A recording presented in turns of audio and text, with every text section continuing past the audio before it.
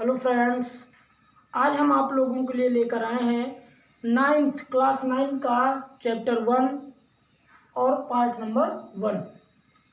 9th में आप लोगों को पता है पहला चैप्टर का नाम आपके है हमारे आसपास के पदार्थ, मैटर इन आवर सराउंडिंग्स। तो इसमें हम आज पढ़ने वाले हैं, पहले बेसिक चीज़ें समझ लेते हैं कि इस चैप्टर में हम आज के वीडियो में, आज के लेक्चर में क्या पढ़ने वाले हैं। तो हम पदार्थ को पढ़ेंगे और पदार्थ के भौतिक गुणों की जानकारी प्राप्त करेंगे, और आगे का जो भी प्रोसेस है, जो भी टॉपिक है, वो अगले वीडियो में आप लोगों को पढ़ाया जाएगा। तो इस वीडियो को शुरू से अंत तक देखिए, जिससे कि आपको पूरा कॉन्सेप्ट समझ में आए। अगर आप कोई भी चीज़ स्किप करते हैं तो फिर आपके वीडियो पूरा समझ में नहीं आएगा, इसलिए वीडियो को अंत तक देखें, जिससे कि आपको पूरा कॉन्सेप्ट समझ में आ जाए। देखो यहाँ पे आपको दिख रहा होगा, लिखा है पदार्थ। पदार्थ क्या लिखा? वे सभी वस्तुएं जिनमें द्रव्यमान होता है तथा वे कुछ स्थान घेरती हैं। यहाँ पे जिनमें थोड़ा गड़बड़ हो गया, द्रव्यमान यहाँ पर, ठीक। वे सभी वस्तुएं जिनमें द्रव्यमान होता है तथा वे कुछ स्थान घेरती हैं पदार्थ कहलाती या पदार्थ कहलाते हैं। तो सबसे पहले तो हम समझ लें कि पदार्थ है क्या। पदार्थ पहला चैप्टर है। तो पदार्थ की अगर बात करें तो इस जीवन में, इस संसार में, इस प्रकृति में हम जो भी वस्तुएं देखते हैं वो प्रायः पदार्थ की बनी होती हैं। सभी वस्तुएं पदार्थ से मिलकर बनी होती। फैन है, पदार्थ से मिलकर बना है। बेंच है, ये जो बोर्ड है, ये भी किससे बना है? पदार्थ से मिलकर बना। हमारा शरीर है, वो भी पदार्थ से मिलकर। ये आपको चौक दिख रही है, ये भी क्या है? पदार्थ से। मतलब कि जो भी वस्तुएं हैं वो पदार्थ से ही मिलकर बनी होती हैं। आपको बता दीजिए, डेस्टर है, डेस्टर भी पदार्थ से मिलकर बना है। मतलब कि हमारा शरीर पंच तत्वों से मिलकर बना हुआ है ना। क्षिति जल पावक गगन समीरा, पंच तत्व अधि अधम शरीरा। मतलब कि 5 तत्व। तो उसी तरह से जो भी हमको दिखाई पड़ता है इस नेचर में, इस प्रकृति में, वे सारी वस्तुएं किससे बनी होती हैं? पदार्थ से बनी होती है। मतलब कि कणों से मिलकर बनी होती हैं जो पदार्थ का निर्माण करते हैं। तो अब देखो, आप ऐसे कह सकते हो कि जो भी वस्तुएं हमें दिखाई पड़ती पदार्थ कहलाती। लेकिन आप साइंस पढ़ रहे हो तो साइंस में आपको साइंस के लेवल से बताना है और कह देना है कि कोई भी वस्तु हो जिसका कुछ द्रव्यमान हो, है ना। जैसे ये है तो ये तो कुछ स्थान घेरेगी। जैसे यहाँ पे हमने इसको ऐसे सेट कर दिया तो ये कुछ स्थान घेर रही है और इसका कुछ भार भी है ना। तो इसलिए इसको हम क्या कहेंगे? पदार्थ। मतलब कोई भी ऐसी वस्तु हो जिसका कुछ द्रव्यमान हो और वो कुछ स्थान घेरे, तो वो क्या कहलाएगा? पदार्थ। आई होप, मैं आशा करता हूँ कि आपको ये समझ में आ गया होगा कि पदार्थ किसे कहते हैं। तो पदार्थ में आपको सीधी सी परिभाषा लिखनी है कि कोई वस्तु या वे सभी वस्तुएं जिनका कुछ द्रव्यमान होता है और वो स्थान घेरती हैं पदार्थ कहलाती हैं। क्लियर? अब हम बात करते हैं पदार्थ के भौतिक गुण। देखो, गुण 2 होते हैं, एक होता है भौतिक गुण और एक होता है रासायनिक गुण। भौतिक गुण क्या होते हैं वो आपका देखो पॉइंट वाइज लिखा हुआ है। ये पॉइंट वाइज लिखा हुआ है कि पदार्थ कणों से मिलकर बना होता है। जैसे देखो, ये चाक है, आपको दिख रही है, यहाँ पे इसको हम तोड़ेंगे तो ये आसानी से टूट जा रही है। मतलब कि इसको अगर हम छोटा छोटा टुकड़ा करें तो ये एकदम दर्रा जैसा हो जाएगा छोटे छोटे टुकड़ों से। तो इससे आप कह सकते हो कि पदार्थ कणों से मिलकर बने होते हैं। एक एग्जाम्पल देखते हैं जिससे कि आपको ये पॉइंट समझ में आ जाए। पहले तो सारे पॉइंट देख लेते हैं। पहला पॉइंट क्या कह रहा है? पदार्थ कणों से मिलकर बने होते हैं, पहला पॉइंट। दूसरा क्या कह रहा है? पदार्थ के कण अत्यंत छोटे होते हैं, बहुत छोटे होते हैं। दूसरा, पदार्थ के कणों के बीच रिक्त स्थान होता है। चौथा पॉइंट, पदार्थ के कण निरंतर गतिशील होते हैं। अगला, पदार्थ के कण एक दूसरे को आकर्षित करते हैं। तो अब हम एक एक पॉइंट को एग्जाम्पल के माध्यम से समझेंगे, जिससे कि आपको पदार्थ और पदार्थ के भौतिक गुण एकदम अच्छे से समझ में आ जाए। तो चलिए पहला वाला देखते हैं कि इसको हम कैसे प्रदर्शित करेंगे, सॉल्व करेंगे, कि सिद्ध कर दें कि हाँ पदार्थ, आपको विश्वास हो जाए कि हाँ पदार्थ जो है वो कणों से मिलकर बने होते हैं। जैसे एक आप बीकर ले लीजिए या, और उसमें क्या है, आपको इस तरह से जल भर देना है। यहाँ पर हम जल के थोड़े बड़े बड़े अणु दिखा रहे हैं, है ना, इस तरह से। ये क्या है, वाटर है ना, जल है। और इसमें अगर हम नमक का घोल डालें, ठीक ध्यान से समझना, नमक 1 चम्मच नमक डाल दें तो क्या होगा, इसी पानी में वो नमक के छोटे छोटे जो कण हैं वो इस तरह से इसी में घुल जाएंगे। मतलब कि पानी का जो लेवल है वो ऊपर नहीं आएगा। इससे आपको पता होगा कि जो नमक था वो छोटे छोटे टुकड़े थे और वो जल में घुल गए। मतलब कि इससे आप कह सकते हो कि पदार्थ कणों से मिलकर बने होते हैं। अब इसका ये मतलब नहीं कि आप इतना थोड़ा सा जल है और उसमें पूरा पैकेट नमक का डाल दो तो क्या होगा, फिर ये पानी का लेवल नहीं, ये जाम हो जाएगा। तो उसकी क्वांटिटी के हिसाब से हम उसमें मात्रा मिलाएंगे और जब घोलेंगे तो वो उसमें घुल जाएगा। इससे हम सिद्ध कर सकते हैं कि पदार्थ के जो कण हैं कणों से मिलकर बने होते हैं। पदार्थ किससे मिलकर बने होते हैं, कणों से मिलकर बने होते हैं। तो ये पॉइंट आपका क्लियर हो गया। अब बात करें कि पदार्थ के कण अत्यंत छोटे होते हैं।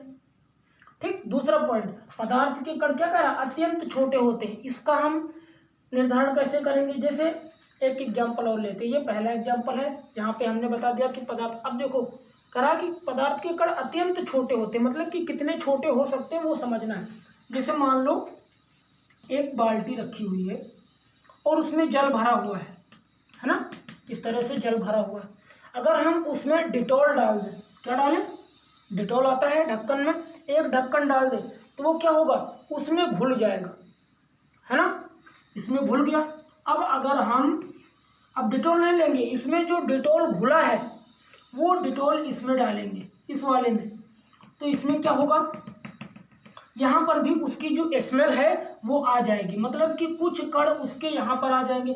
अगर हम फिर इस वाले से पानी लें और पानी ले करके वो जो जल में घुला हुआ जो डिटॉल था वो लें तो यहाँ पर भी स्मेल आएगा। लास्ट में जिस बर्तन से हम इसमें जल डालेंगे वो पात्र भी स्मेल करने लगेगा। मतलब कि वो इतने सूक्ष्म कण होते हैं। या फिर आप कोई कलर ले लीजिए, रंग ले लीजिए, तो रंग में क्या होगा, रंग यहाँ पे डालेंगे लेकिन जितनी बार हम यहाँ डालेंगे, हाँ ये है उसका अंतर ये आएगा कि उसके कलर में जो जितना गहरा रंग यहाँ पर था उतना गहरा यहाँ नहीं बचता है, लेकिन उसकी थोड़ी थोड़ी मात्रा आगे बढ़ती जाती है। इससे हम सिद्ध कर सकते हैं कि जो पदार्थ के कण होते हैं वो अत्यंत छोटे होते हैं। तो यहाँ तक आपको समझ में आ गया, पहला पॉइंट आपके समझ में आ गया, दूसरा पॉइंट समझ में आ गया। अब हम बात करते हैं कि पदार्थ के कणों के बीच रिक्त स्थान होता है ना, ये समझेंगे। ये तो आप यहीं से बता सकते हो कि पदार्थ के कणों के बीच अगर यहाँ पर रिक्त स्थान ना होता तो ये जो नमक यहाँ पर जल में घुल गया है वो कैसे घुल जाता, है ना। मतलब कि आप आसानी से कह सकते हो कि पदार्थ के कणों के बीच रिक्त स्थान होता है और ये रिक्त स्थान, इसी रिक्त स्थान की वजह से ही नमक यहाँ पर जल में घुल मिल गया है। तो ये हो गया। अब बात करते हैं पदार्थ के कण निरंतर गतिशील होते हैं। इसका पता हम कैसे लगाएंगे कि देखो गतिशील होते हैं, तो इससे क्लियर हो गया कि उसमें क्या होता है। एक मिनट, इसको थोड़ा, अब बात करते हैं कि पदार्थ के कण निरंतर गतिशील होते हैं। गतिशील होते हैं, इससे ही हमें पता चल जाएगा कि इसमें गतिज ऊर्जा होती है। क्या होती है, गतिज ऊर्जा। और इसी में एक पॉइंट और आता है, वो है विसरण। इसको हमें अच्छे से समझना है, इसी पॉइंट को समझना है। गतिज ऊर्जा होती है, मतलब कि जो पदार्थ के कण होते हैं वो गतिशील होते हैं। गतिशील क्यों होते हैं, क्योंकि आप लिख सकते हो कि पदार्थ के कणों में गतिशीलता क्यों पाई जाती है, आप लिख सकते हो क्योंकि पदार्थ के कणों के बीच गतिज ऊर्जा पाई जाती है, जिससे पदार्थ के कण निरंतर गतिशील रहते हैं। अब बात करते हैं विसरण। आपने देखा होगा, एक एग्जाम्पल लेते हैं जिससे कि आपको ये विसरण का प्रोसेस जो है आसानी से समझ में आ जाए। जैसे आपने देखा होगा, अगर पड़ोसी के घर में कुछ बढ़िया अच्छा सा भोजन बन रहा हो, है ना, होता है, तो वहाँ से क्या आती है, खुशबू आती है। और हम समझ जाते हैं कि आज पड़ोसी के घर में कुछ छन बन रहा है, मतलब कि कुछ अच्छा बन रहा है ना। तो ऐसा होता कैसे है, वो आपका यही विसरण है, जिस कारण से हमें स्मेल की वजह से, सुगंध की वजह से हमें पता चल जाता है। अगर हम क्लास में बैठे हैं, कोई लड़का सेंट डाल के आता है क्लास में, तो हमें पता चल जाता है कि किसी ने सेंट डाल रखा है। तो ये कारण क्या होता है, क्योंकि जो उसके कण होते हैं, भोजन के जो कण होते हैं वो वायु के संपर्क में आते हैं, और वायु के संपर्क में आकर के हमारे नाक तक आते हैं, जिससे कि हमें पता चल जाता है। तो वो कारण क्या है, विसरण है। ठीक, क्वेश्चन भी आपकी बुक में लिखा है कि क्या कारण है कि ताज़ा बना भोजन की सुगंध हमारे कान नाक तक पहुंच जाती है, जबकि जो मतलब कि बासी भोजन होता है, जो ताज़ा नहीं होता है, शाम का भोजन होता है, वो ठंडा भोजन, या कह लीजिए आप जो ठंडा भोजन होता है उसकी सुगंध हमारे नाक तक नहीं आ पाती। तो इसका कारण यही है क्योंकि ताज़े भोजन में आप देखते हैं भाप निकलती है ना। तो ताज़े भोजन भी वो क्या होता है, जो भोजन के कण होते हैं वो वायु के संपर्क में आते हैं, और वायु संपर्क में आकर के वो हमारे नाक तक पहुंच जाते हैं, जिससे हमें पता चल जाता है। तो ये विसरण होता है। अब आपको ये पता हो गया कि निरंतर गतिशील होते हैं तो गतिज ऊर्जा पाई जाती है। दूसरा पॉइंट, तो आप इसको किस तरह से विसरण को परिभाषित कर सकते हैं, तो आप कह सकते हैं कि जब दो पदार्थ, एक तो भोजन के कण हो गया, एक वायु दोनों संपर्क में आ गए ना, तो आप कह सकते हो कि जब दो पदार्थ आपस में मिलते हैं, जैसे ठोस द्रव, तो इनके मिलने को ही हम क्या कहते हैं, विसरण कहते हैं। क्लियर हो गया पॉइंट कि विसरण क्या है। अब बात करते हैं सबसे लास्ट पॉइंट की, और इस टॉपिक का भी ये लास्ट पॉइंट है। आगे के वीडियो में हम पढ़ेंगे पदार्थ की अवस्थाएं। आप छोटी क्लासों से पढ़ते चले आ रहे हैं कि पदार्थ की 3 अवस्थाएं होती हैं, ठोस, द्रव और गैस। तो उस अगले पार्ट में हम उसी पर डिस्कस करने वाले हैं। तो उसके पहले हम ये पॉइंट समझ लेते हैं। क्या लिखा है, पदार्थ के कण एक दूसरे को आकर्षित करते हैं। आकर्षित करने का मतलब हो गया कि उनके बीच में आकर्षण बल कार्य करता है। क्या काम करता है, आकर्षण बल, अट्रैक्शन फोर्स, आकर्षण बल है ना।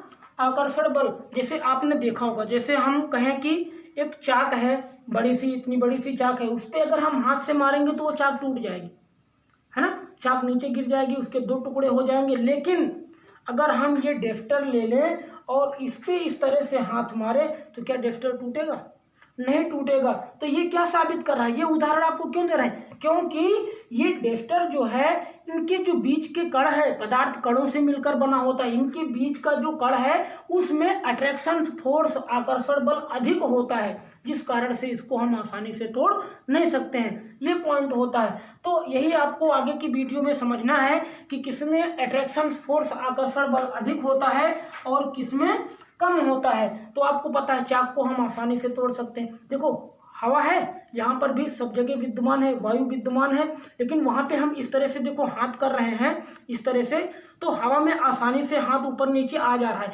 इसके मतलब कि जो वायु के कण हैं उसके बीच में अट्रैक्शन फोर्स बहुत कम होता है, जिससे हम हाथ को आसानी से ऊपर नीचे कर सकते हैं। अगर हम बात करें जल की, तो जल में हम डालेंगे हाथ को, फिर ऊपर करेंगे, फिर नीचे करेंगे, तो जल में हमें कुछ कठिनाई होगी। तो इस तरह से अगर हम कोई लकड़ी ले लें या दीवार है, दीवार पे ऐसे मारेंगे तो क्या होगा, चोट लग सकती है ना। इसका मतलब कि इन दोनों के बीच में जो आकर्षण बल है वो अधिक है, इस बोर्ड के कणों के बीच आकर्षण बल जो है वो अधिक है, और जो जल है उसके बीच में आकर्षण बल, अट्रैक्शन फोर्स क्या है, कम है, जिससे हम हाथ को ऊपर नीचे कर सकते हैं। तो आई होप, मैं आशा करता हूँ कि ये पूरा कॉन्सेप्ट आपके समझ में आया होगा। आपने जो यहाँ पर पॉइंट वाइज लिखा है, ये 4 पॉइंट आप पदार्थ के भौतिक गुण में लिख सकते हैं, 4-5 पॉइंट। और ये पूरा कॉन्सेप्ट बहुत ही सरल है, आप एक बार रिवाइज करना घर पे। जो समझ में नहीं आता है आप कमेंट करके हमें ज़रूर बताएं, जिससे कि हम और अच्छी कोशिश कर सकें आपको समझाने के लिए। तो इस तरह से आज का टॉपिक आपका यहीं पर खत्म होता है। अगले वीडियो में हम आपको पदार्थ की अवस्थाओं के विषय में पढ़ाएंगे।